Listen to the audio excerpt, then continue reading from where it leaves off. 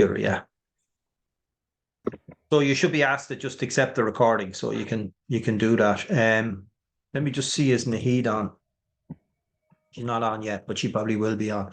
Okay, everybody. So welcome to our first Q&A of 2024. We're probably a little late getting started this year, but that's because I spent the last 6 weeks in India, which was an unbelievable experience. We had our 2-week tour up to Rishikesh. We had about 18 people with us on that, and it was a really, really fantastic experience this year. Well, it's always a fantastic experience, but there were a great group of people this year, so we had a great time. And then I was on the 10,000 course down in Hyderabad, which was maybe I already did send a video out about that, so you should have got that in one of the newsletters. So that was a very unique experience as well, meditating with 10,000 people, and a lot of Irish people there. I don't know, maybe 40 Irish people on the course. And we met some Irish people that were actually working on the facility over there as well, not part of the TM movement, but part of the facility where we were actually having the course. And there was a girl there from, Hester was her name. I think she was from Wexford or Wicklow or Wexford, a very nice girl. And then I had another 2 weeks down the very south of India. I went to Kanyakumari, which is the very southern tip of India. Very, very special place. If you ever have you been there, Dr. Brannan? Kanyakumari? No. And Chitali, have you been down there? No, I have not been there. Okay. There's a lot of pilgrims go down there. A lot of Indian people go down there, and on sunrise, it's right at the very tip of India, and you can see 3 oceans. Like there's the Indian Ocean. I can't remember exactly which ones they are, but there's 3 oceans meet there. But it's the only place you can actually see the sun rising over the water, and you can see the sun setting over the water as well. And India just ends at a rock, and you can just jump off the rock into the sea. And then a little bit further out, there's a small island, and there's a memorial to Vivekananda there as well, who was one of the first Indians to go to the United States and talk about Vedanta and Vedic knowledge back in the 19th century, I think it was. So, but it's a really, really special place. And if anybody goes to India, they should definitely there's a very unique feeling down there. Like you've sea on your east, you've sea on your west, you've sea on the south, and then to the north is just the whole of India. If you walk up one side of it, you end up in Pakistan. If you walk up the other side of it, you end up in Burma, so it's a really unusual place. And we went out for sunrise, which was I think about 6:10, and there was thousands of people out for sunrise, like thousands of people. Mostly very few Westerners there, mostly Indians there that had, we got talking to them because Indians are so friendly, and they always want to talk to you. And there were people from all over India there, and it's a fantastic experience. And then the same at sunset, there's a place called Sunset Point, and not quite as many people at that, but still a lot of people. And as I say, you see the sun rise over the water, and you see the sun setting over the water. So it's a fantastic place. And then I spent a little bit of time up the Western Ghats as well. But anyway, we've tons of questions to get through. Let's see what time we are. Okay. Sorry, Don? Naheed is here. Okay, so we'll just take a few questions from the email first, and then I'll go back to the we'll go back to the chats that are coming in. Hi, Dr. Naheed. Hi, Noel. How are you? Hello. Very, very good. How are you? Good, thank you. Have you been to Kanyakumari? No. You haven't Never. been? No. Rajvinder, have you been to Kanyakumari? Not yet. Oh my God! All these Indian people haven't been to Kanyakumari. You need to go down there. It's a great place. It's a great place, Okay, so we'll get started anyway, because there's a lot of questions in. I don't think we're going to get through them all, but anyway, this one is from Susan. She said, "I would like to enter a question on the Q&A. I'm currently breastfeeding my first child, who is 10 weeks old. She is very slow to put on weight, according to the Sentinel's advice by the health visitor. She is otherwise very healthy and extremely interactive. I should mention many children in my family have followed a similar pattern, including myself as a baby, and I believe her father was similar. I am doing all I can to increase my milk supply, including taking a cocktail of supplements, including fenugreek and shatavari. I feel I'm high Vata state with lack of routine. I feel I'm not grounded. I feel my self-love is very low, and I don't feel confident. I would be grateful for any advice to help with my breastfeeding journey. Many thanks, Susan." So, Dr. Naheed, you've recently had a baby, so I don't know if there's any advice you can recommend for Susan, and then the other doctors. Sure. So, if your baby is active, if you're concerned about that your baby is not gaining weight, So I would say that if your baby is active, he is doing good, you don't need to worry about it. The first 3 months is usually when the baby, like some babies are like, especially if they're cough baby, they gain a lot of weight and they look very chubby. Like if your baby is a Vata baby, then he or she might like, like gain weight like very slowly. For a 10 weeks old, if your baby is 4.5 to 5.5 kg, so I think that should be okay. And your milk, so if like there is a common concern like whether my milk is sufficient for the baby, then I would say that nature has designed in such a way that your milk is the best customized thing can ever be possible to give it to your baby, because it's just custom made for your baby. And I would say that you increase your nutrients, you get all the nutrients which is required for the baby for like for the development, because he's growing and he needs all those nutrients to grow his brain, to like fine motor and the gross motor, all this development. So I would say include omega-3 fatty acid, which you can source from chia seeds, from walnuts and the nuts. And for a better lactation, I would say you can have carom seeds, you can have fennel seeds, you can have cumin seeds. All of this in one part in equal amount. You can boil it till it starts boiling, and you can have 2 cups of it every single day. It will improve your lactation if you're not, lactating that much. And all I can say is, your baby is very small, you need to eat healthy, you need to like concentrate how you can eat more healthy, as healthy as possible. And trust me, don't worry about the routine. Whatever you do, how much you try, you are not going to be in a routine. You cannot follow the entire Ayurveda regime at this phase when your baby is too young. My baby is 8.5 months and I still struggling, to get the things done in like every single day in a routine. But like gradually, when your baby grows older, you'll be able to maintain your routine when your baby have a proper sleep cycle. But if you stress yourself that I'm not able to do this, I'm not able to do this, whether I'm doing, no one is perfect. Trust me, none, no, not even a single mother in this whole world can say that I am perfect. Everyone is learning. It's a continuous learning process. So don't stress. First of all, have this tea. I had this same tea, say with the same ingredient, and I'm still feeding. And like I'm having no problem. Like my baby is still in breastfeed. He doesn't take formula, so I have no pressure to give him to that. So I have been him out. He's now having solids. Uh, yeah, just and then relax. If possible, try to massage yourself as much as possible, like 2 to 3 times. I don't know whether you had a postpartum massage or not. If not, then try to massage yourself abhyanga with the Vata massage oil or the warm sesame oil, and have some golden milk at the bedtime. That really helps to, like to provide you extra amount of calories, extra amount of energy which you need to breastfeed your baby. And Yeah, great advice there. golden milk, just give her the ingredients for golden milk in case you have. Yeah. So if you're mixing a little bit of turmeric and a cardamom pod and a pinch of cinnamon powder, that's enough. That's more than enough. In I think 150 to 200 ml of milk, that would be enough for you. I don't know Okay. if everybody else felt it, but I think that was magical, regimen. Nahid, I think that was absolutely beautiful. If I was the mother, I would feel all the tension going out of my system, recognizing that Mother Nature's taking care of the baby and of you, and the pair of you will do fine.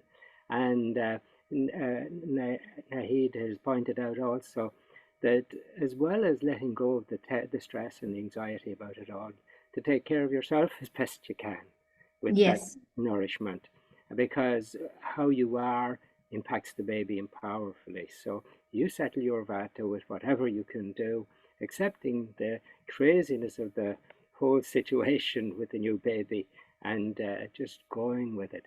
And it's going to be fine. I think it's wonderful, Naid. I think it was a blessing what you gave her there. Yeah, absolutely. Absolutely. Yeah.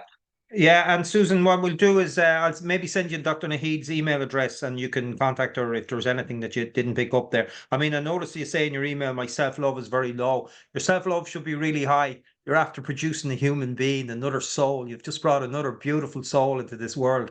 And that's like, what is a higher accomplishment than that? There's no higher accomplishment than that. So congratulate yourself for that. And your self-love should be really high. And do your Abhyanga and take care of yourself, because by taking care of yourself, you'll be taking care of the baby as well, you know? So yeah, okay, Naheed, I'll pass your email on to Susan. If she needs to contact you, Yeah, she can sure. give you, yeah. So the next question is from Rachel Robinson, who, well, I'm sure all the doctors know Rachel. She's a TM teacher. She's living in Switzerland. Um, so she said she had a consultation with Dr. Sophie Beale and she noticed disturbed Apana Vata and low pitta, possibly leading to low metabolism. It's great to hear some lifestyle tips from the doctors about how to deal with these. I have a bit of an idea myself, but it's always good to hear what the Vajas have to say. Hope you're well from your trip to India. So Don, you know Rachel quite well. So she's saying the doctor, I don't know if you don't know Dr. Sophie Beale, and possibly you do, disturbed Apana Vata and low pitta, possibly leading to low metabolism. Any suggestions for Rachel? I think you know Rachel quite well. I So do. Rachel's a gem, and Rachel's off to do the Ayurveda course. The next one, Noel, she'll be oh, um, fantastic. an Ayurvedic professional herself Consultants. in the Okay. 18 months. So good on you, Rachel, and well done. Um, yeah, it's fantastic. Sophia Beale's a lovely person and a very good Vaija. She's working out of Switzerland and has been there for 30 years, running an Ayurvedic clinic there, high in the mountains, beautiful place. And well, Apana Vata, you know, everything that increases Vata will disturb Apana Vata, or another way of putting it, everything you do for Vata is going to help your Apana Vata. And there's lots that you're doing. In terms of the herbal preparations, the Triphala and the ladies' Rasayana, the ladies' tonic, would be two to seriously consider. And interesting, she picked up on the low metabolism and all the advice we've had in relation to the thyroid in the past, in relation to the digestion in the past, the digestive stimulation. And you keep in mind your walks as well, because getting a little bit of exercise can also enhance your metabolisms and improve your energy. So I would say your good digestive strategies, your digestives, the spices and the foods, the and um, so I would hand it over to one of the other Vajas, because Rachel has heard all of this from me before. But if any of the other Vajas would have something to contribute for Rachel's energy and her low metabolism and her Apana Vata. Yeah. So yeah, that was a good insight, Dr. Brennan. So for low metabolism, basically, you can include more of spices in your diet, like cumin, turmeric, and then cinnamon, even cardamom. So these all stimulates well for the metabolism. It helps for a good digestion as well. So try to include those and try to have like warm food whenever you are having. And even you can include like CCF tea or different kind of spices, including sometimes cinnamon and then clove and fennel water. So try to have different kind of herbal teas, spice teas along with your diet. Yeah, and just to say that Dr. Brennan mentioned Ladies Rasayana, which is also called the Panabana. It's on their website under two different names. So that's MA3347. So it's also called the Panabalance. So we'll do one more question from the emails and then we'll take some from the.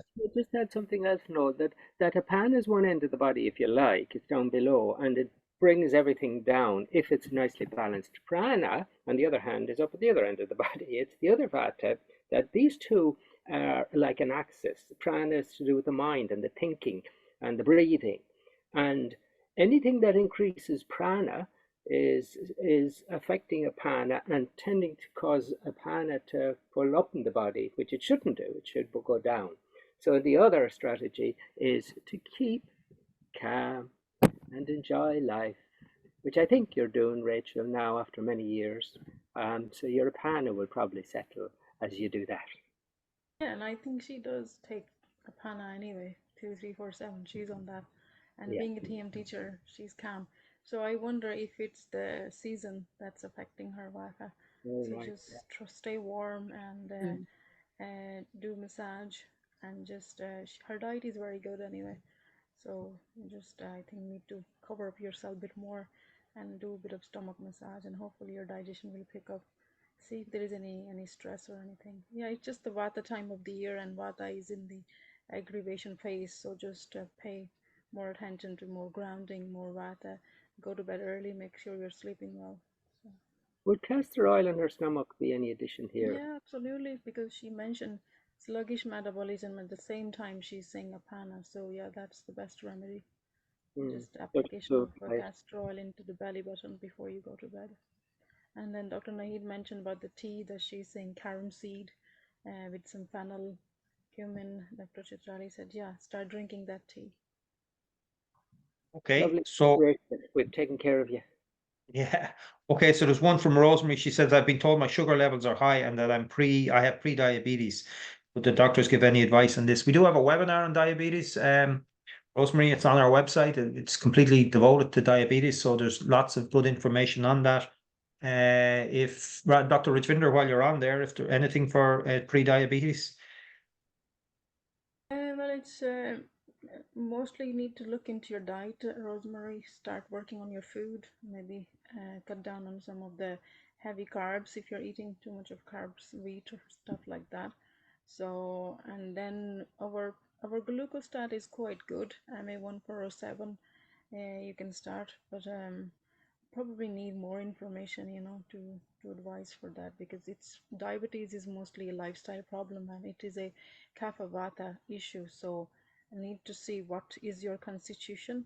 Are you more of a kapha person or vata person, and is it stress related or is it lifestyle related? So then yeah, I need to correct your circadian rhythm, need to correct your a little bit diet. Start introducing bitters. That's the one thing you can do anyway, like using fenugreek seeds, other bitters like Duncan radish or arugula, rocket leaves, things like that. In your one meal, include some bitters, and cut down on, if you have a sweet tooth or something, cut down on that sweet or carbs, because after Christmas, that's the blood sugar. Maybe there is a spike is natural.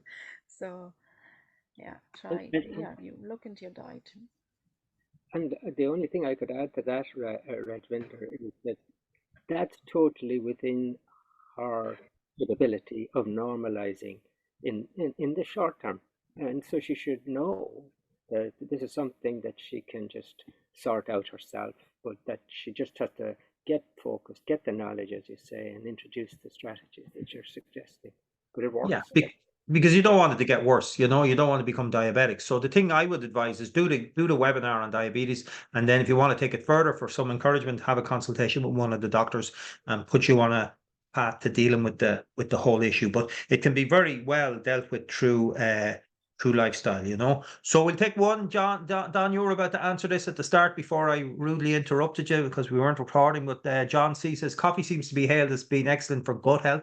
Coffee gets more mixed reporting, I think, than any product in the world. I don't know whether it's good, bad for you, or whatever it is. I do enjoy a cup of coffee myself, but anyway, there's definitely mixed messaging about coffee out there. Would you say that Raj's cup is better? Thank you. So that's John C. Don, you go ahead with that. You were about to answer it anyway.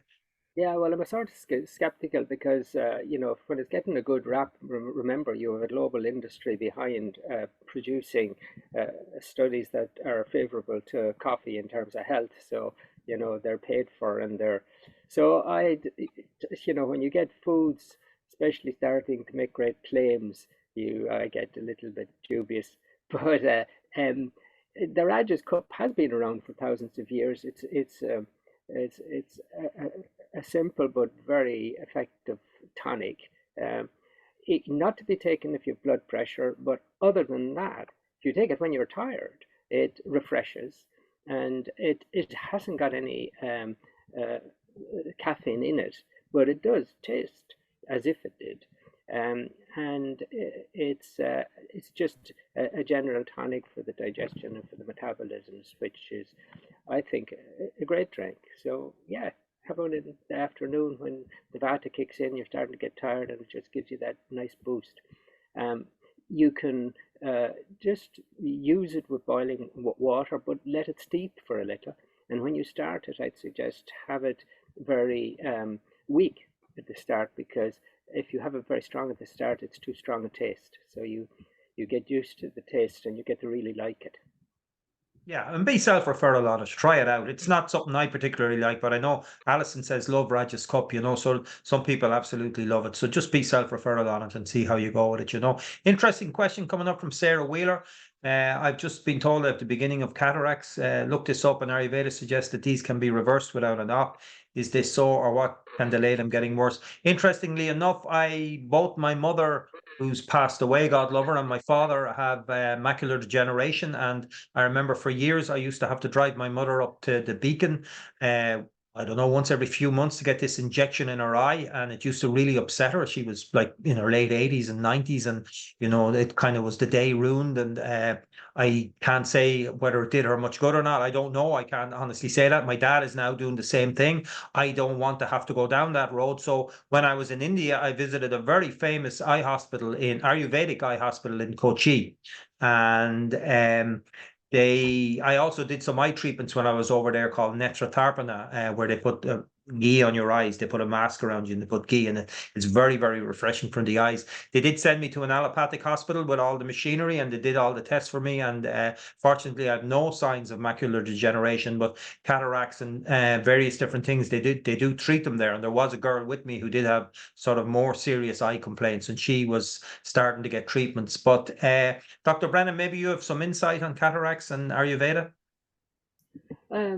Yeah, well, I think you just generally want to take care of your eyes. You want to prevent it insofar as you can. Remember, the eyes are pitta organs, and they're quite affected by sunlight. So certainly over the summer, I'd be wearing the sunglasses. I'd be perhaps using the tonic Triphala is a good tonic for the eyes, taking just one tablet going to bed. So that'd be something worth considering as well.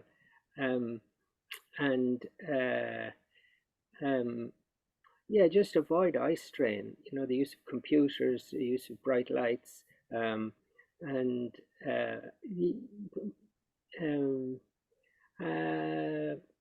Like ghee, Don, I'm told as well, is meant to be fantastic at nighttime for the eyes. They say there's an old saying says if you take trifle ghee at nighttime, you'll never have issues with your eyes. Yes, yeah, and what would be also good in that regard, thanks, Noel, is Rajvinder's autumn detox once a year would be something that would be very effective for prevention and for nourishment of the eyes.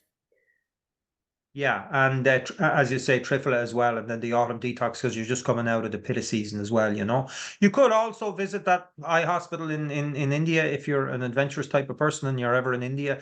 It's worth going to see. Rajvinder is trying to get in there. Rajvinder, you're muted, so you can unmute Rajvinder. Yeah. Thanks. Yeah, nasal drops will be good before. Oh, the MT16, very good. Yeah. Very good. Very your good. nose you can, because it's a sharp, pungent, strong herbs, because cataract is a kind of a growth.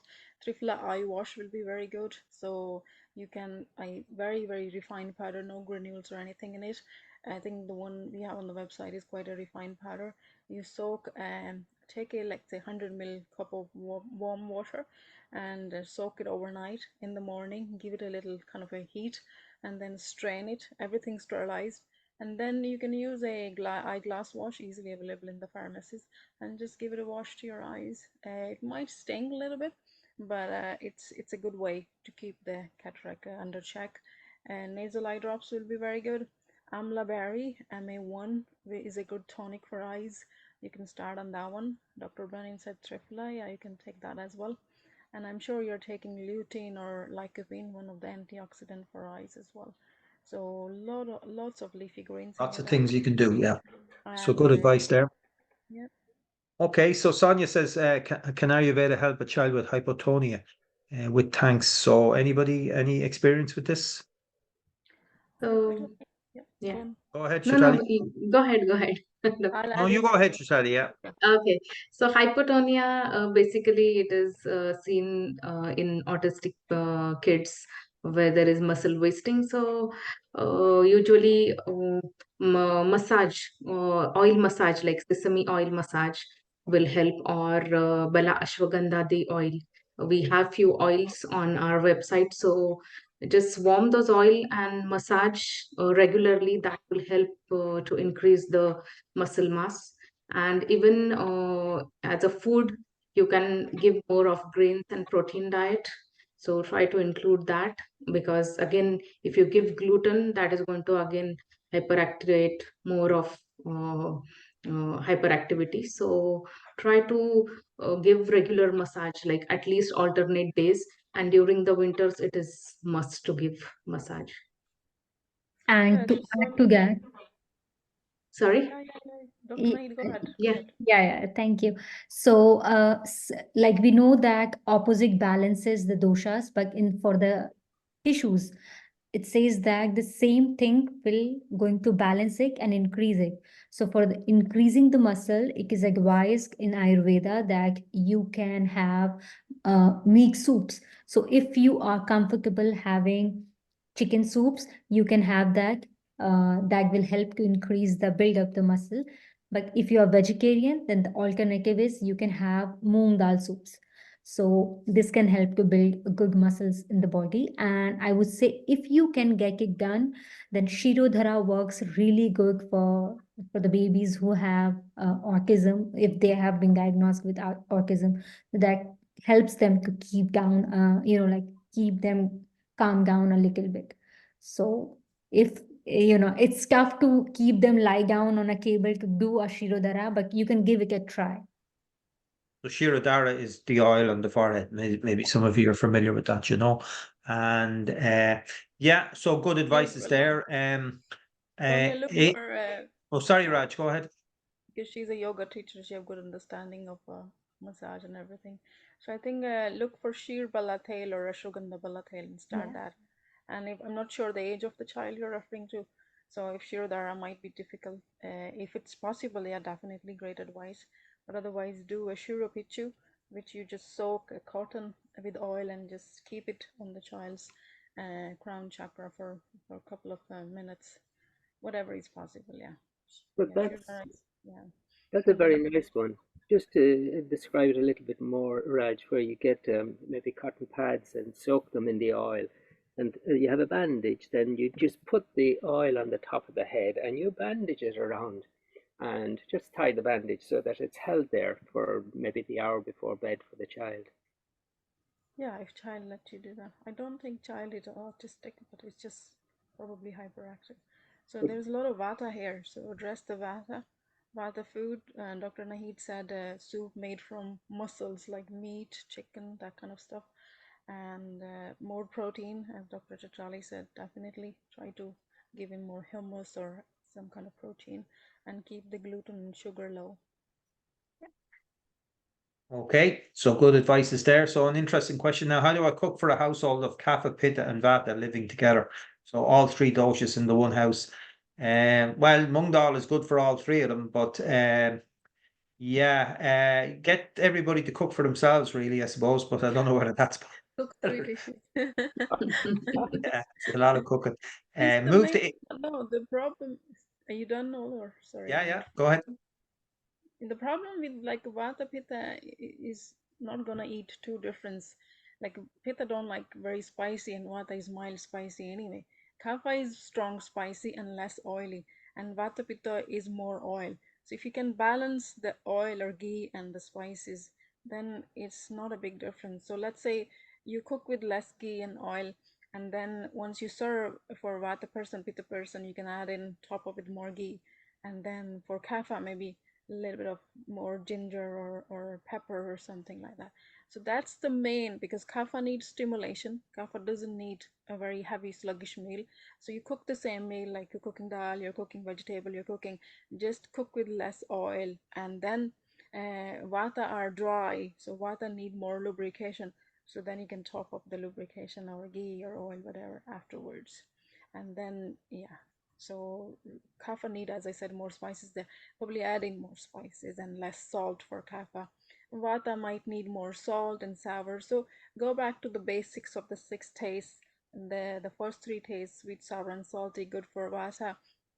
So you can add in a bit more salt, a bit more lemon for Vata, and as I said, a bit of fat. And Pitta, they are great on the ghee and because of their heat. So you can add in maybe a little bit more fresh coriander or just nothing. Don't add anything for Pitta, as it is fine. Kapha just more spicy, like a black pepper or ginger powder or something like that.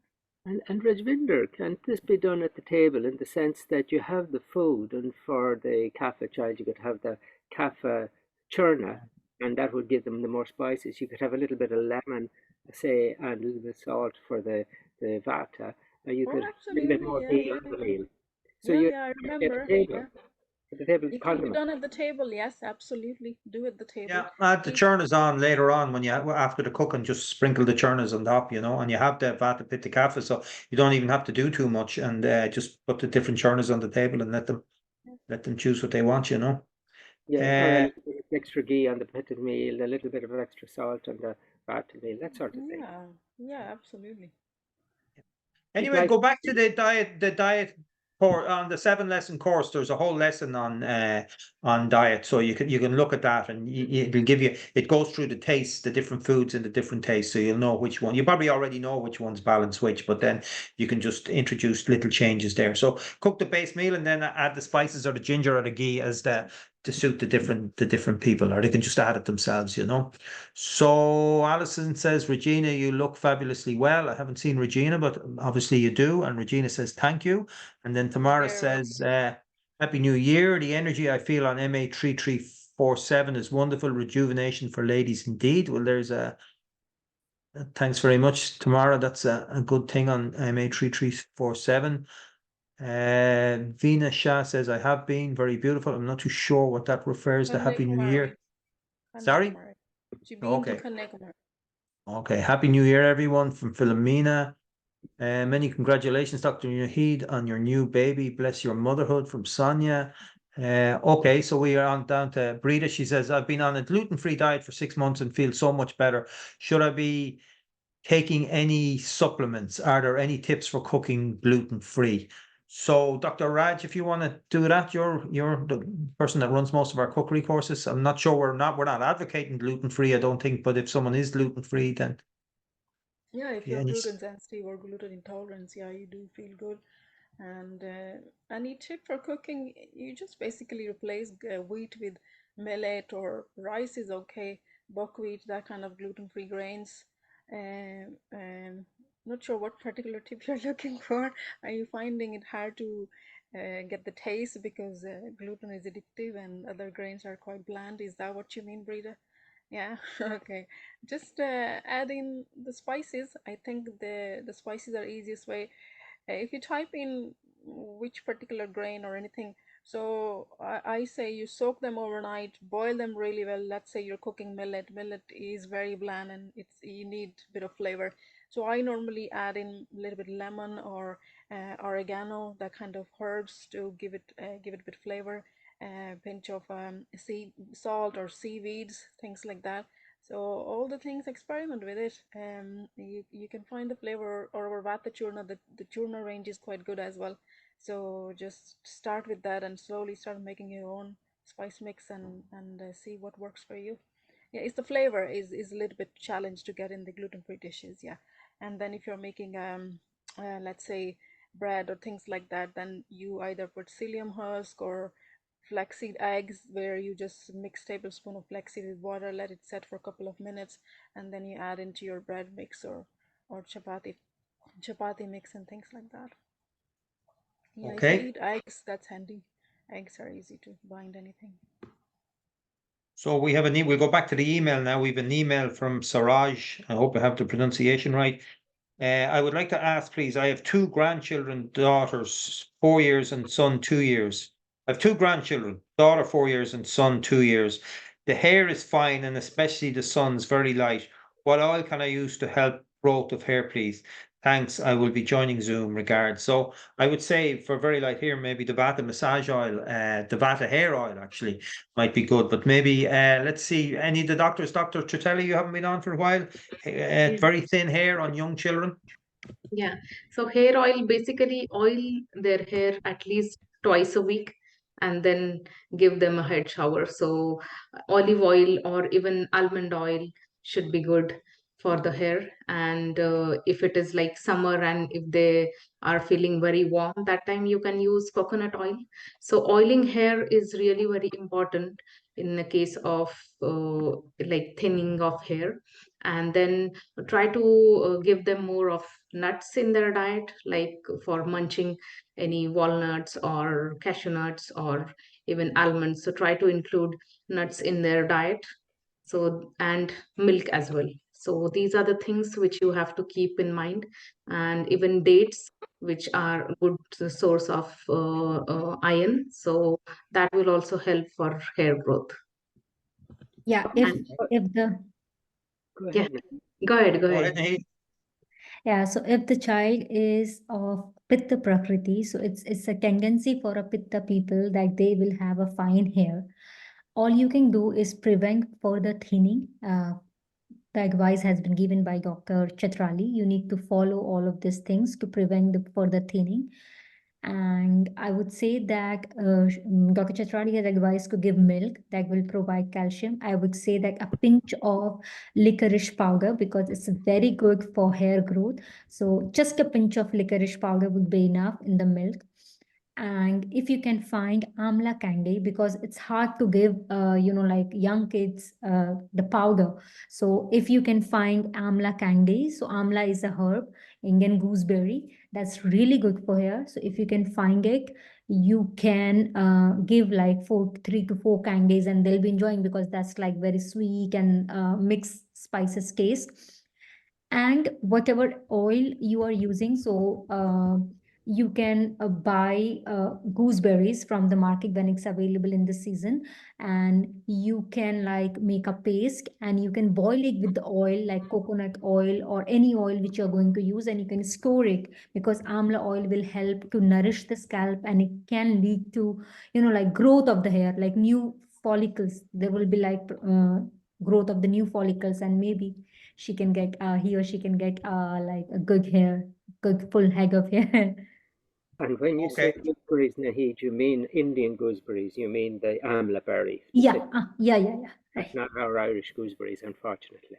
And those almond candies, you can get them in a lot of the Asian stores in Ireland, maybe possibly in the UK as well. I've seen them, and they're very tasty, and the kids will like them. Indian gooseberries are available Yeah, in you get it shops as here. well. Yeah, Yeah, you can get it here.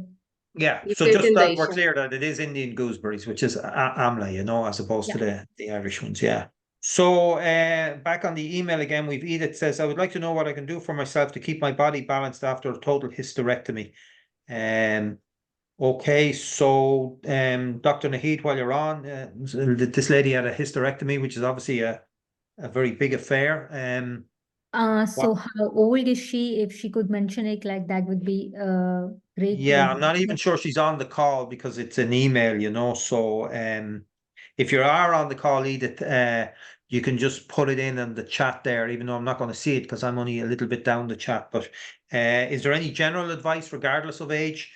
So I would say that after the hysterectomy, there will be a problem like if the ovaries are also taken out, then there could be a problem with your hormonal imbalance. You might feel low, you might feel aches and pains because you're not producing estrogen, and which indirectly is required for a healthy bones. And I would say we have Apana balance. A very good formulation of herbs which can help you to keep your like hormones in balance. And shatavari has a precursor of estrogen, estradiol, uh, a chemical component in it. So you can take shatavari on a regular basis with milk. That can help you to keep the like hormones in balance. Other than that, I don't think that hysterectomy is like very common. I don't think that it's going to affect you like too much, and that really matters, like how old are you. So if I know your age, that would be like great help to advise you in that way.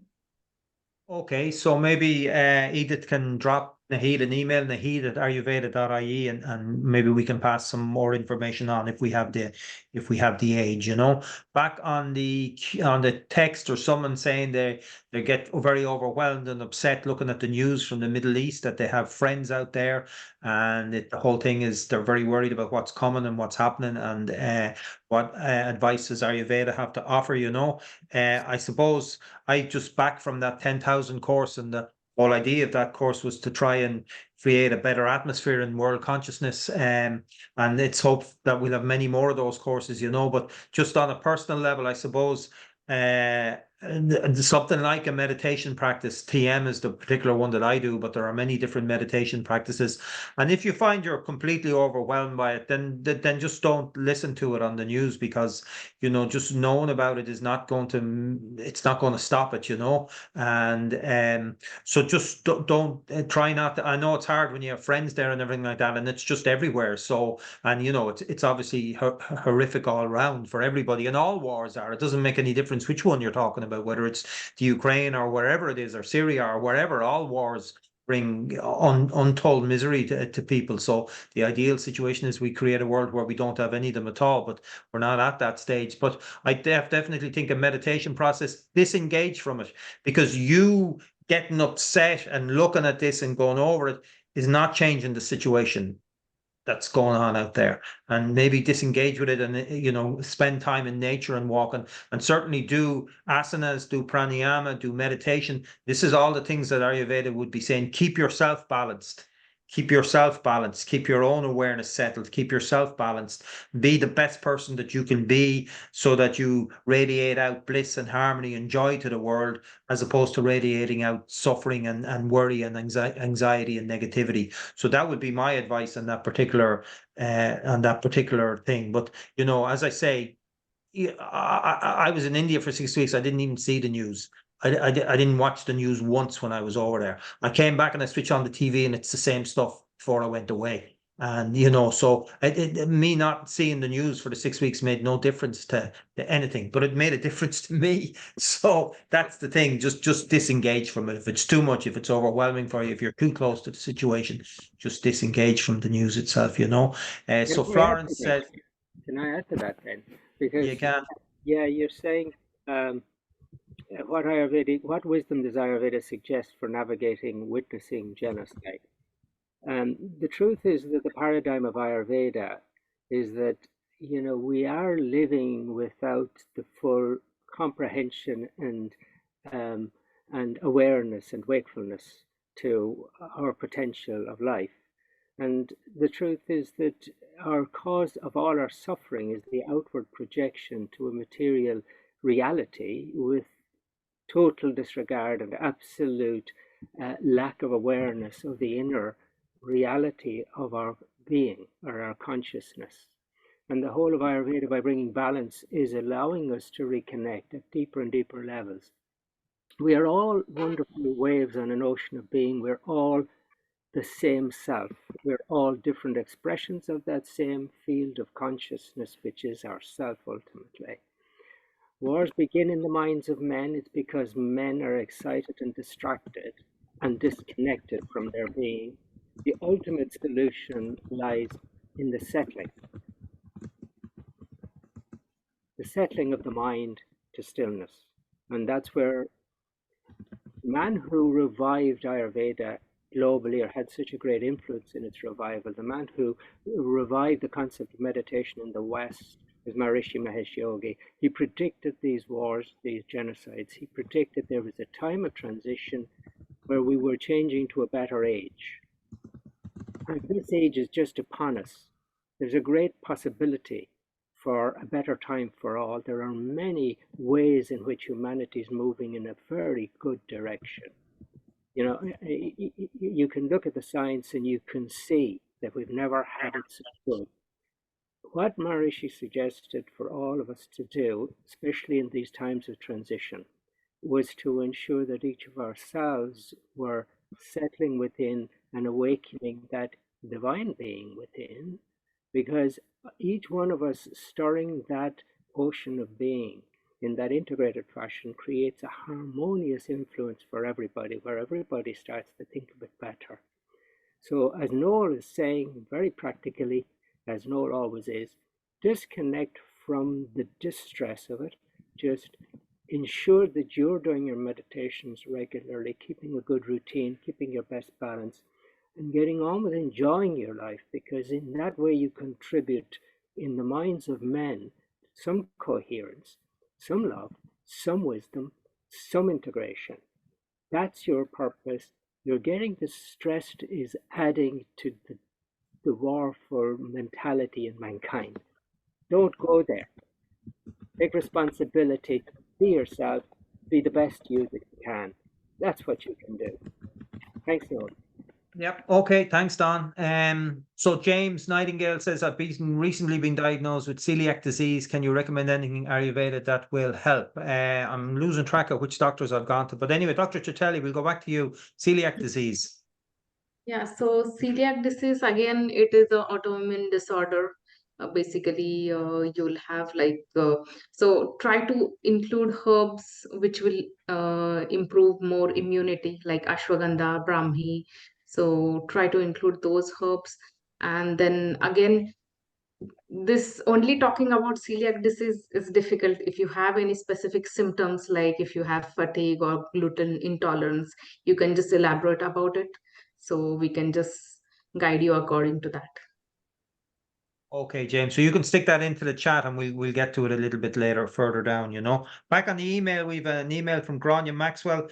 I've been diagnosed with adult ADHD and would like to know what would help. Daily exercise is imperative for me, but any advice would be appreciated. Thanks a million for hosting this, Grania. I would say transcendental meditation, if you're not already doing it, Grania, might be a great thing for you to do, because just as Dr. Brennan talked about there, this settling down of the mind has great impacts, and there is research done on transcendental meditation and ADHD. Exercise, yeah, it's imperative, not just for you. I would say exercise is imperative for everybody.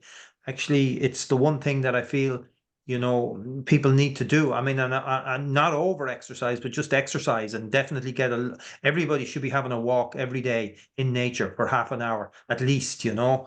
And but anyway, any suggestions for No, ADHD? Don, you've done some work on that in that area. he's not listening. Can you hear me?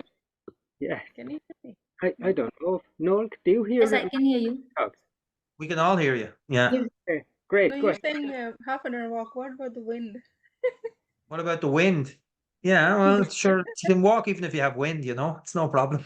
That strong wind outside. The patients are saying, I can't go for a walk. No, everybody can go for a walk. Everybody can go for a walk. You put a hat on. You put a hat on and cover yourself up, you know. There's no problem. Everybody should go for a walk every We say single to day. people, don't go out if it's windy. No, I wouldn't. I would never say to somebody, don't go out if it's windy. I would always say to somebody, go out no matter what it's like. Get out there and get a bit of fresh air, you know. Anyway, any other suggestions, Dr. Brennan?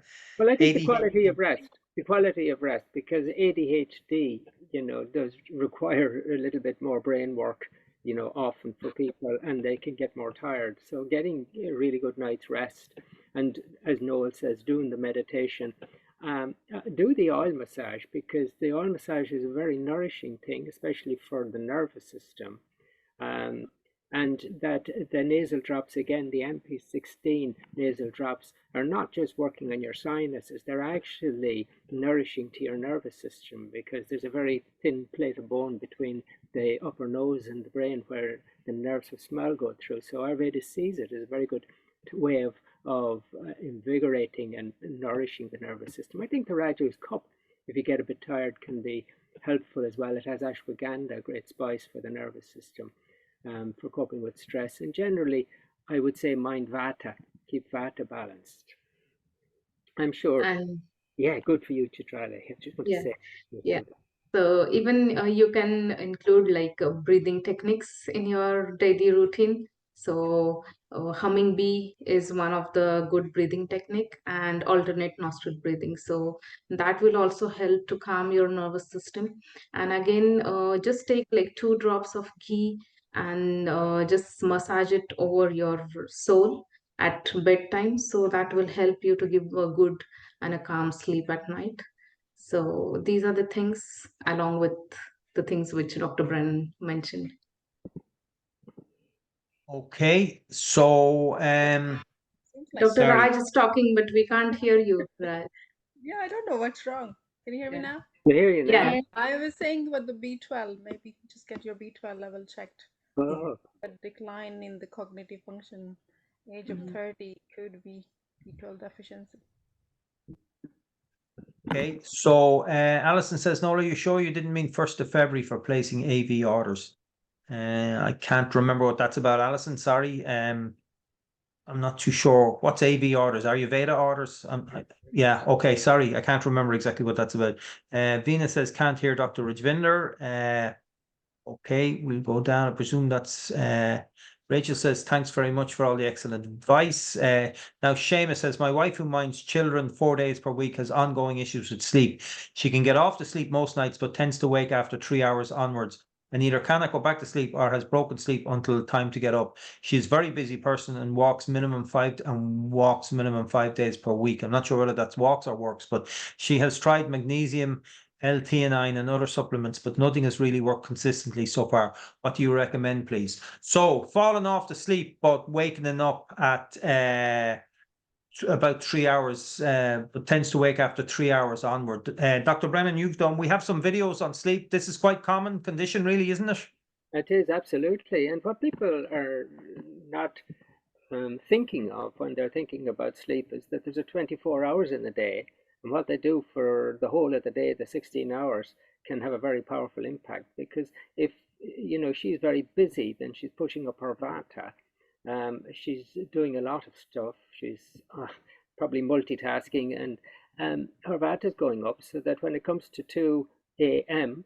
to 6 a.m., the Vata time of the night, her Vata being disturbed wakes her up. So she really needs to have a good routine with regular bedtimes, regular meals, a good, substantial, relaxed lunch.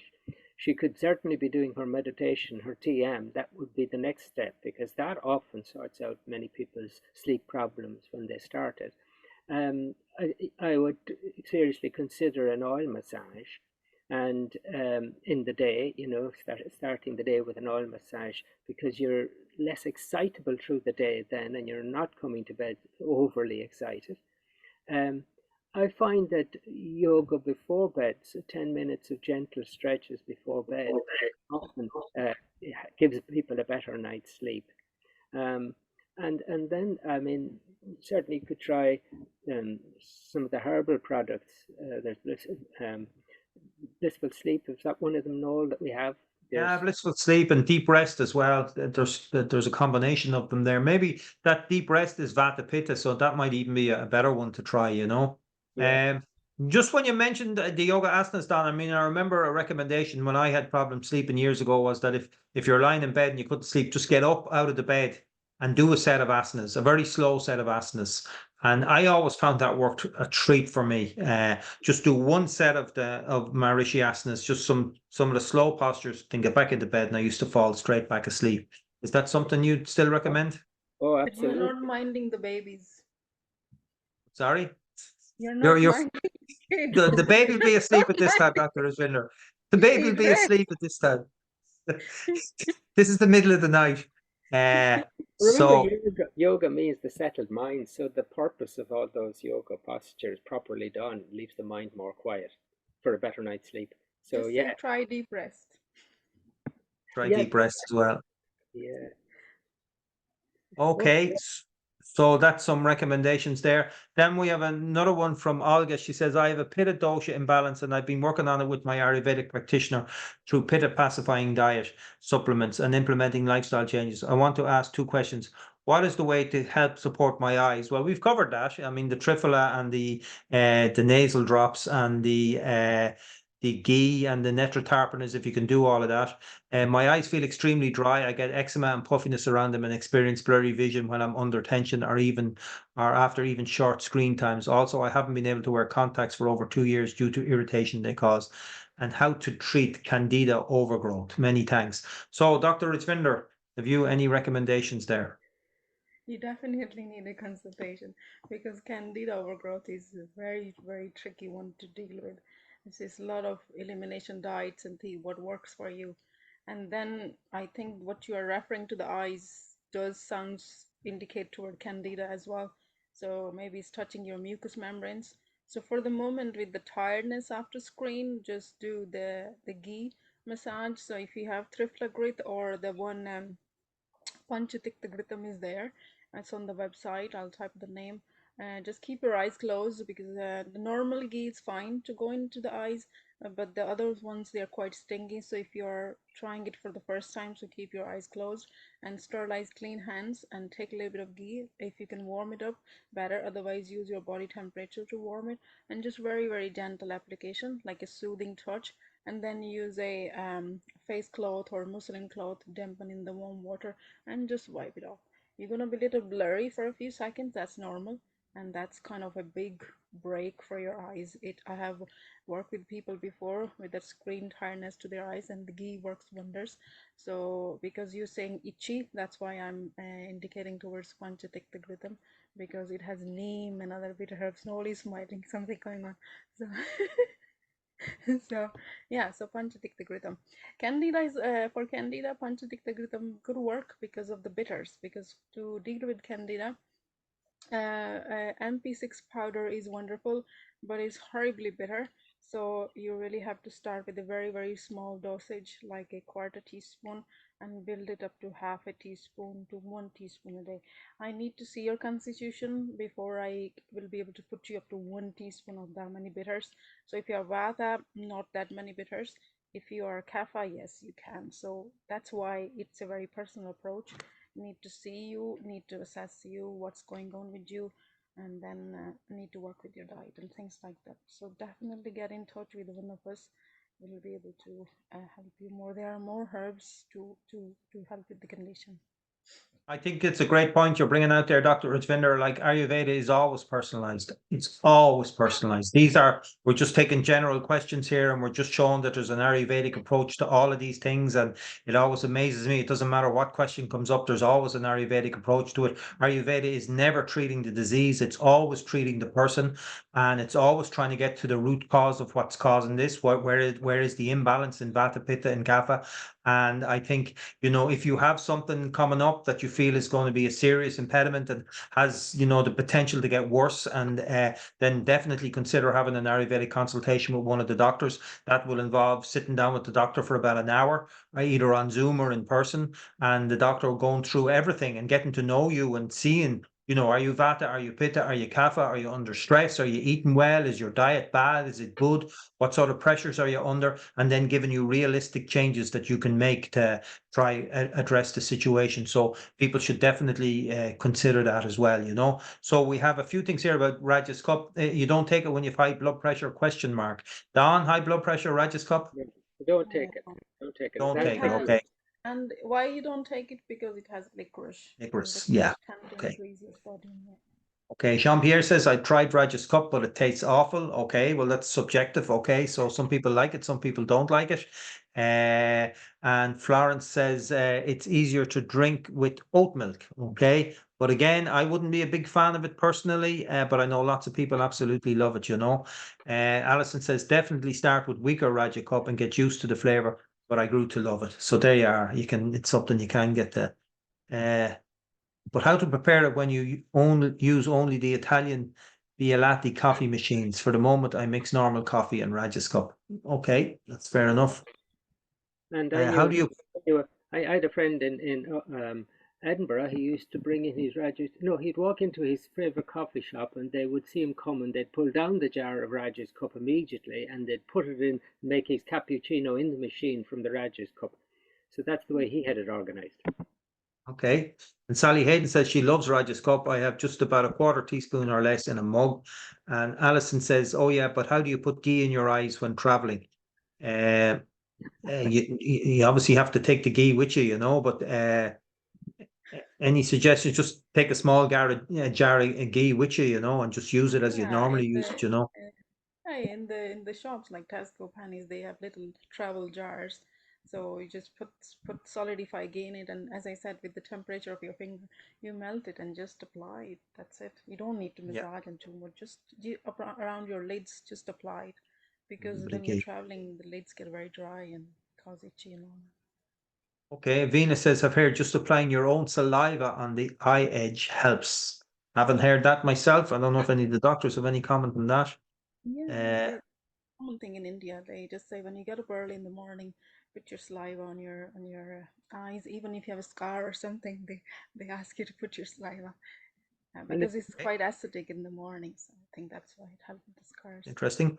it's interesting in the New Testament as well, that Christ healed the blind, and it describes how he put saliva on his finger and rubbed it on their eye. Okay, sounds interesting. We were not going to guarantee that that works We don't talk that. unless you're Christ. Maybe there might have been a bit of a miracle thrown in there as well. But anyway, so this is from Sally Hayden, who is a regular contributor to all our things, and I have a question for the doctors, please. It's not my question; it's from a friend. Friend in Nairobi. He says, please say hello to Dr. Brennan. He says, Don saw his mum in 2008 or thereabouts. So his friend's name is Mohammed Jiwa of Nairobi. So I don't know if you remember back as far as 2008, Don. But anyway, here's the questions, friends. What are the main Ayurveda remedies for gastroenteritis, please? We live in Nairobi. My daughter, age 16, was struck by food poisoning at school in Nairobi because of the contamination in the water and possibly chicken. This was in early November 2023. She's now unable to tolerate milk and gluten. She also has low hemoglobin too. What definitely to avoid, specifically whether the following are good: ghee, amrit kalash, chavanprash, triphala, turmeric, sweet potato, arrowroot. And what is a good milk substitute? So that's quite a lot in that. So this person is asking about gastroenteritis, and the daughter, age 16, was struck by food poisoning. Not sure where, contaminated water or possibly chicken. Unable to tolerate milk and gluten, and also has low hemoglobin too. So Don, I don't know if you remember this person's mother, but any advice there for that person? Don? Can you not hear me? Can now, yeah. You disappeared for a second.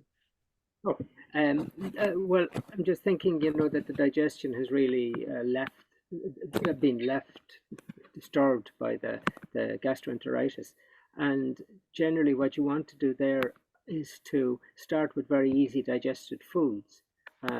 Now, foods that are very oily are very heavy. Foods that are cold are very hard to digest. Foods that the dairy products are very hard to digest. And perhaps some of the reason that she's not able to take milk and these things is because they're too heavy for her digestion. So we see it as like a very low fire, and if a fire is very low, we don't put coal on it. We'd put a little straw and then a little timber and then a little coal, and we would gradually build up in the quality of the foods. What is generally quite light to digest are soups, dilute soups and then thickened up. And certainly dal initially as a soup and then thickened up as well, or rice and dal, is a very nourishing combination that can be built up and easily digested, so that with the strengthening digestion, more heavy foods can be added in. The cooked vegetables are fairly light and easy to digest, and fruits other than banana are easy to digest. So I would start with the cooked vegetable, with the very light soups, and moving on to the cooked vegetables and the fruit, and then gradually adding in other foods. But at the same time, we would also, in the analogy of the fire, we would use fire lighters. So, or would be using the digestive tablets like Herbal Digest or Digest Plus with each meal, as well as plenty of the spices that are supportive of digestion in the foods. So through the spices and the digestives, you're building up the fire. And in that fashion, you can get the digestion back up to normal strength over time, over a couple of weeks. So that would be the two-pronged approach. Our Vajas will have a few other suggestions to throw in there, no doubt. Again, probably it's something that may require a consultation as well. And I know you're in Nairobi, but sure, we can definitely do something by Zoom as well with the doctors. Like, actually, since COVID, all the doctors are doing consultations both on Zoom. Well, Zoom has become a major part of doing consultations, and it's working very well. And it means you can see people from all over the world, basically. So that is a possibility as well, you know. Unless any of the doctors have anything else they want to add to that, we can move on to the next one. He was So asking for the best supplement. So with Dr. Brennan said herbal digest. He mentioned Amrit Kalash, Triphala, and something else. So if you can get access to the herbal digest or digest plus, I think that will be the good one for the moment. okay, MA154 or MA927, yeah. Okay, so Rana says, I did email these questions. There's no way we're going to get through all the questions. I think because we haven't had a Q&A for a while, I'm just looking at, they're even still coming in on the email. So I think we'll just have to have another Q&A in the next week or two just to catch up with all of these, you know. But Rana says, I did email these questions, but thought I'd pop them here too, asking for my mother-in-law. How is fibromyalgia best managed and how can flare-ups be prevented? What are the reasons for acne in older age, 70, and how can it be prevented? Many thanks. So Dr. Naheed, maybe you can help with this one, fibromyalgia. I think it's a Vata condition to a big extent, but anyway, go ahead. Yeah, so fibromyalgia is basically a condition where there is like you have pain all over the body, and there is an imbalance in the vata, and there is a problem with your muscle tissues. So when the doshas are aggravated in your muscle tissues, or the ama is accumulated in your muscle tissues, that could lead to flare up conditions. So all you need to do is make a chart that in which season it's aggravating, like in which weather it's aggravating, or is there any food, or it could be like it's more in the morning or it's more in the night. So keep a tap on everything that what causing it to flare up. And the basic thing is that you need to avoid that thing. If it's flaring up because of any food, you need to avoid that. If it's flaring up in winter season or in, like just before autumn, then you need to have something which can balance your vata more. Amla will be a very good herb to add into your diet because it's very good tonic for your muscles. And for balancing vata, I would say vata massage oil would be great if you massage it every single day in the morning. Leave it as long as possible and then take a hot shower. Spices like cumin, ajwain, and turmeric, these have like vata balancing effect, anti-inflammatory effect, especially turmeric. This can help you to reduce pain. Acne in older age, I would say, maybe, so acne basically is when your glands are like not clear, you're producing a lot of sebum, and that could be because of you have a kapha skin type. But in 70 years of age, it could be because of some other issues. Maybe he's stressed out, maybe he is like not feeling, sometimes, like when you have like not feeling too good about yourself, so that could lead to acne. I would say supplements like Maharishi. We have a range of Maharishi rejuvenating Rasayana herbs like MA5, MA4, and MA7. So I would say the paste one, I think it's MA5, right? Pace is MA4. MA4. So 1 tablespoon in the morning with a little bit of warm milk. If you are happy to take animal milk, that could help to, like the balance all the tissues, and can also help to like elevate the mood, and maybe acne can go away. And I don't think that it needs to be concerned a lot if it's like a little bit 1 or 2 acne. If it's too much, then I would say take a consultation, because we need to know a lot of things before we advise at this age anything else. Yeah, and actually fibromyalgia is quite common these days, and maybe it's a topic we could do a special webinar on as well. I mean, we've got webinars on quite a lot of different things that we've done. So a lot of different conditions like diabetes and arthritis and things like that, and fibromyalgia. So some of the doctors might want to think about, we could do a webinar on that at some stage in the near future, you know. And with the I would sleep advise. disorder as well. those who are not sleeping properly, it's very common to have fibromyalgia in them. So if you're not sleeping well, we have advised so many things to have a better sleep today in the Q&A session. So you can take all those measures to have a quality sleep, and that can also help you with the fibromyalgia. Yeah, and not sleeping well is obviously a sign of a Vata imbalance as well. So it's all relating to Vata. So look at the Vata lesson in the 7-lesson course, and anybody that hasn't done that 7-lesson course, I'm taking it nearly everybody has. But if you haven't done the free Ayurveda 7-lesson course, then you should definitely do that, because it's going to give you a huge grounding. It's probably, I think it's one of the best introductions to Ayurveda out there. I mean, I know we did it and everything like that, but it's just a fantastic course. So, and it's free. You just register for it on our website. And I think lesson 2 is on Vata. So you could just, even if you just wanted to look at that particular lesson, you could look at that, you know. Is castor oil good for your eyes applied on the lids, Dr. Rajvinder?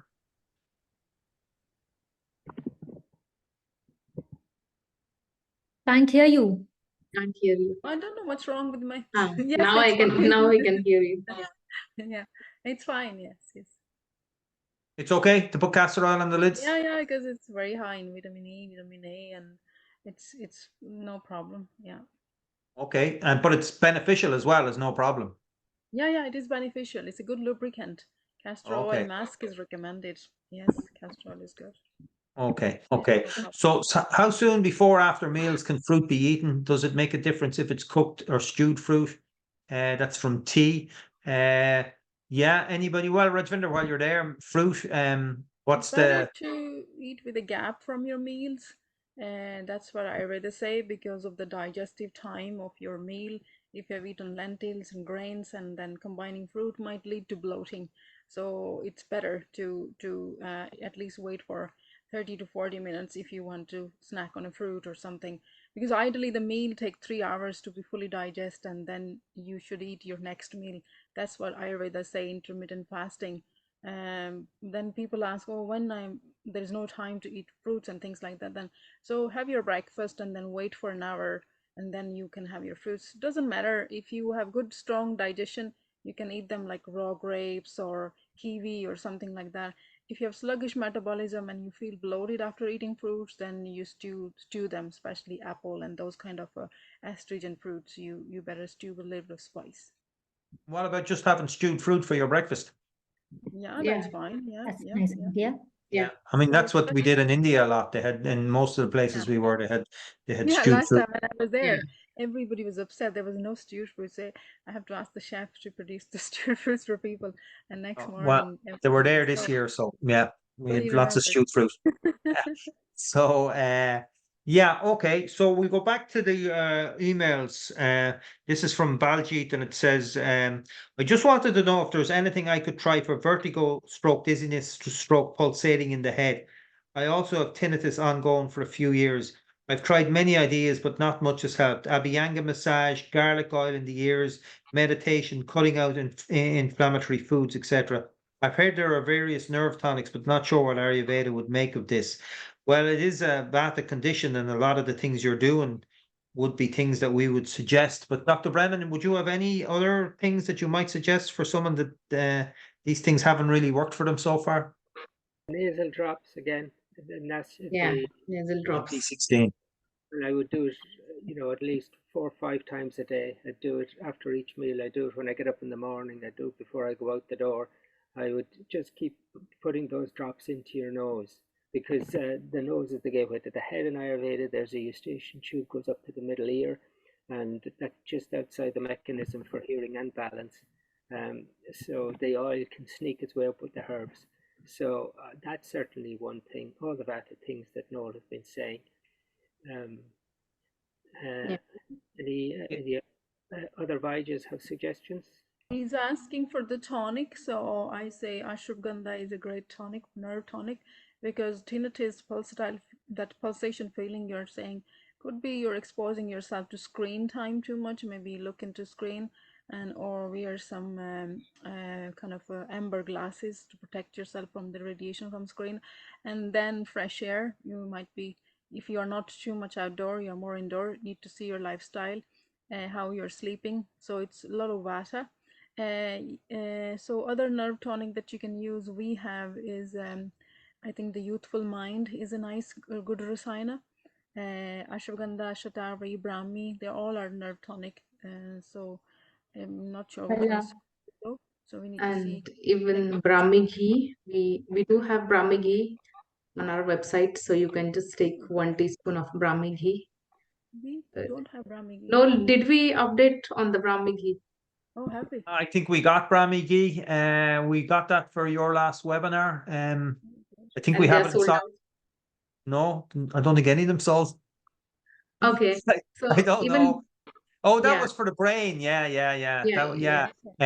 Yeah. I'm pretty sure we have it there. People can just go on the website and Yeah, check. But if you so got, even Brahmi ghee is a good nerve tonic to calm down the nervous system and to calm down the Vata as well. So just 1 teaspoon of Brahmi ghee in the morning time, empty stomach, and then at bedtime as well, like 2 hours after your dinner, you can take 1 teaspoon of Brahmi ghee along with warm water. So that will okay, And also help for tinnitus. okay, and to add to that, you can have ginger tea, and you can have raisins. So you take 20 to 25 raisins, you soak them overnight. In the morning, you need to boil it with a cup of water and reduce it when it reduces to half, and try to have it in the empty stomach. So that's a kind of medicine which is called Draksharishtam. So we are just trying to get like the mini version of it. So you just boil it and never cover it. Like, don't cover it with a lid when you are boiling it, and let it cool down a little bit. You can either add ashwagandha churna, pinch of that in that, or a bala churna, 1 pinch, or like quarter teaspoon around, and you can have that early in the morning. That will help to calm down your nerves and will help you with the tinnitus. okay. A lot of advice there on tinnitus, which is the next question from Yeke as well. Is there any advice for tinnitus? Is it related to Vata? It is related to Vata, and there's loads of advice there. And I think the one that came across strongest from Dr. Brennan there is the MP16, but lots of other advice is there as well. We are running out of time. We have a huge amount of questions in. I think we'll probably have to do another Q&A in the next week or two if the doctors are agreeable to doing that, so we can catch up on this. I have loads and loads of questions on the emails as well. We'll take one from Mary Byrne on the Q&A. Hi, doctor. It's great to be back with you. I've been Mia for a while. I presume that's an incorrect spelling. I'm not too sure what that is. Quick question. My bloods recently are showing extremely low sodium despite eating enough sodium and not restricting. Also, neutrophils low. What supplements, etc., or steps immediate can I take to increase, I think it must be, and what would be the reason for low sodium, and would it be related to low neutrophils? Are there other tests I should get to deeper investigate, or what condition should it indicate? Dr. Brennan, we haven't heard from you from a while. Low sodium. Yep. Well, Mary, I think you're right. I think your last paragraph has summed it up. You should get other tests just to be sure. The low neutrophil certainly wants to be double checked. It could be just a passing phenomena, but get it done again. And the low sodium, well, I suppose the simple thing to watch out for is that if you drink too much, you can flush out the sodium out of your system. And so if you are drinking a lot, cut back, and that may help. But then there are other conditions that, whether from the heart or the liver or the kidneys, or hormones that could cause low sodium, which would want to be excluded by doing the blood test.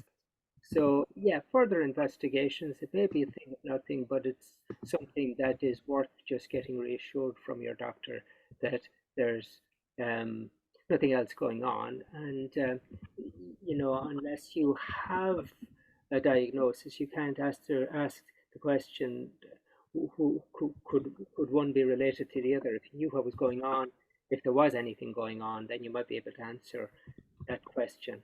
So yeah, just get it double checked.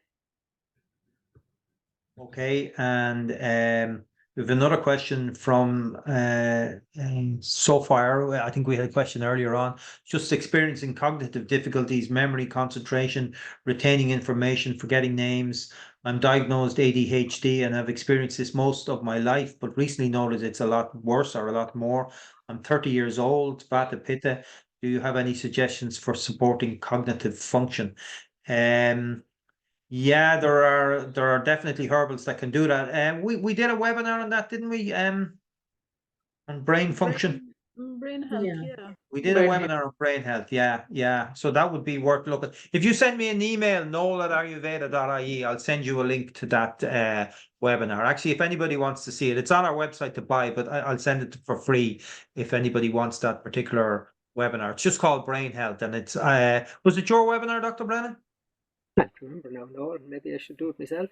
Yeah, exactly. I'm just thinking that. We all need to do it. We should do it before the next Q&A. Yeah, I think it was your webinar, Dr. Brennan, and or maybe there was a few of the other doctors involved as well. But yeah, anyway, but it's a couple of years back now. But we can send you the link to that if study support. The liquid seems to be a very, very good product. You know. Good one, Noel. Yeah, yeah. I can't remember the number for it, Peaceful but mind also. Peaceful Mind, MA1401, yeah. And the study support liquid, I know Dr. Gordana in Slovenia used to swear by that product, you know, for brain health as well. So that would be something worth looking at. But if you send me an email, I'll send you a link to that particular webinar on brain health, you know. Can you please recommend something for heavy periods each month? So, Dr. Citrelli, we haven't heard from you for a while. Okay. Yeah. So heavy periods, again, this is very personalized. So I'll just talk about it like there are hormonal imbalance in which there might be heavy periods. So again, the herbs like Shatavari, Ashwagandha will help. But I feel it needs a consultation to work on that, because only few advices will not really help in this condition. Okay. So we're actually coming to an end here now. Claudette says, would you know where you get a proper Ayurvedic massage in Dublin? Any recommendations, please? Actually, I was just talking to Dr. Rajvinder the other day about it. We're going to do a course for therapists. We're going to train people how to do Abhyanga and Shirodhara. We'll set dates for that. We'll only be taking a very low number of people and possibly just 5 people to start with. And it'll probably be done over 2 weekends, but we'll send more information out about that. I'm not sure where you'd get an Ayurvedic massage in Dublin at the moment. I just can't. Dr. Rajvinder is not doing There is a Samadhi center in Rathmines. You can try that. The Samadhi Center in Rathmines. Yeah. Okay. I know Dr. Rajvinder does them, but Dr. Rajvinder is probably too busy at the moment. No, I only do it for patients. I don't do. Yeah, you don't do them in general, yeah. But we will be training people on how to do them anyway, you know. So so the other thing I wanted to say before we do end is that we do have these great 4 Ayurvedic doctors in Ireland working for the Ayurveda Centre. So it's a massive resource of information, you know, that we want people to make use of it as well. And it's just fantastic that we have this knowledge, because, you know, if you don't have these things, then you can be very limited. And you've seen from the way we've answered the questions here that, you know, there's an Ayurvedic approach to to all health issues one way or another. And all of our doctors, like Dr. Brennan is obviously a medical doctor, but he's trained extensively in Ayurveda. But the other three doctors are Ayurvedic doctors called, you know, known as Vaidyas. So they've done the 6-year degree course and they have a huge amount of experience in treating people. So people should make use of them. I mean, it's okay to come on a little Q&A, but there's only so much you can do in a Q&A, and, you know, you can't really get into the nitty gritty with people. So if you go to our website, which is ayurveda.ie, or we have a Sterling website as well, which is ayuland.co.uk. On the homepage of that, you can see all the email addresses for the doctors. So if you want to organize a personal consultation with one of them, either in person or online, you can just contact the doctors directly. Dr. Brennan actually has his diary up online on the booking section of the website. You can see Dr. Brennan's diary and you can just book your appointment online with Dr. Brennan. Dr. Brennan only does online appointments. Dr. Naheed was in Cork, but she's now living in Dublin. So for people who are in Dublin that would want a consultation with Dr. Naheed, that's possible to do. And the other 2 doctors, Dr. Rajvinder and Dr. Chitali, also live in Dublin as well. So we're very Dublin centered at the moment, but we do have some other people that have done the Ayurvedic practitioners course, are about to complete the Ayurvedic practitioners course, and That course starts in March, so any of you that would be interested in a career in Ayurveda, I think personally there's a huge future for Ayurveda. I think it is the future, to be honest. It is the future of medicine, you know, and but it's just going to become more and more popular as we move forward, because you know the limitations and the side effects and all this of you know, the real approach to your healthcare is to look after yourself, is to deal with the issues that are there, and not just try to suppress the symptoms through medication, but to actually deal with what's causing the thing to come along. And the real thing is for it to be preventative, so that you know, you don't run into problems in the first place, by maintaining your health and knowing the proper daily routine and knowing the value of sleep and knowing the value of eating properly. And then you do all those things, and then hopefully you don't have to engage with any medical system in a way, if you do things properly. But anyway, just to say that on our website ayurveda.ie you can get the contacts of all the doctors that are here. You can also get a link to the free 7-lesson course. So if you haven't done that, we strongly advise you to do that. We will have our spring detox. It'll be starting in April. I'll send a newsletter out about that in the next week or so. I think we'll organize another Q&A for pretty soon. We won't leave it a month or anything like that. I see there are 38 new messages in. We're not going to get to them. We're just 9 o'clock now, and in keeping with our own Ayurvedic principles, now it's the time to start shutting down and getting ready for going to bed and having a night's rest. But the people who didn't get their questions answered, come on the next talk and or send me an email with the question. And I have a ton of emails here as well that we haven't got to, you know, but I'll save those. I'll make a note of the ones that we answered. I can see the next one. I mean, I've about another 10 or 15 emails in there, but we'll save those emails for the next Q&A that we have, you know. So let me see. We'll just take one last question. Let's just see. Actually, oddly enough, the email and the chat are the same ones. So this person, Chris, has seborrheic dermatitis since New Year, which started in my ear and has moved to my scalp and face. It itches like mad, and the doctor has given me antifungal cream and shampoo. What can I do to internally speed up healing? I never get this sort of thing. Sorry, my video is not working as I need to update my Zoom. So anybody, any advice for Chris? Chris Southwell? Consultation. Yeah, actually, I have the same email. I'm a healthy 55-year-old who seldom gets sick and with good skin and hair. I developed what my doctor is treating as seborrheic. I'm not sure if I'm pronouncing that right. Dermatitis. I have never had psoriasis or eczema. They have put me on antifungal shampoo and cream, but I believe it is internal. I am self-treating with neem, echinacea, pre and probiotic, and gentle food types. But how can I work this from the inside more? Could it be a gallbladder issue? Would panchakarma work? It's on my face, scalp, ears, chest, and upper legs. Thank you, Christine. So you reckon a consultation, Don? Is there any general small advice we could give Christine? The other thing I'd just say, there's an awful epidemic going around of scabies. And scabies is an incredibly itchy thing, and it can, you know, spread around the body as well. They're little mites that get under the skin and lay eggs, cause an awful itch. So just bring that up to your doctor, just in case that might be a possibility, because it's very easy treated if it is. Yeah. Other than that, I mean, I would be thinking in terms of a detox first, and then in terms of herbs for the skin. Yeah. So Virechana, like a detox will help. So purgation will help. So you can just take like a Vipatti Churna. We have it on our website. So 1 teaspoon of a Vipattikar Churna, mix it with 1 teaspoon of ghee and have it after your lunch and dinner with warm water. So that will help to detox as a purgation. So you might have loose stools. So that is perfectly fine, but try to take that regularly for a month and see the difference. Okay, so that's interesting, but also a consultation might be in order. I didn't know there was an outbreak of scabies, Don. Is that in Ireland? Is that where that's happening? That's in Ireland, yeah.